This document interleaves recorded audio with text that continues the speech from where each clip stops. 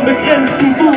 Die Fabriken Trümmern, Asche glänzen mit Blut. Wir heben unsere Fäuste für Pfoten und für Katzen. Kämpfen Menschen wie für Kälber und für Katzen. Kühe und Schweine können genauso Schmerzen empfinden. Warum packt ihr diesen Fakt in euren Herzen nach hinten? Bin ich umgeben von moralischen Analphabeten. Leere Batterien, die uns zerstört, so wie Raketen.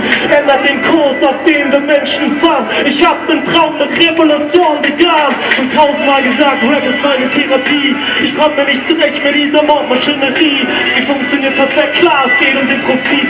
Ich stelle mich dazwischen, weil ich jedes Leben nicht begann mit Revolution. Unser Traum, Weg und Ziel, die Mehrheit schläft fest, überlegt nicht viel. Frieden ist was anderes als der Konsum vom tierlichen Teil, das hat mehr mit Krieg zu tun. Das hat definitiv mehr mit Krieg zu tun. Yeah.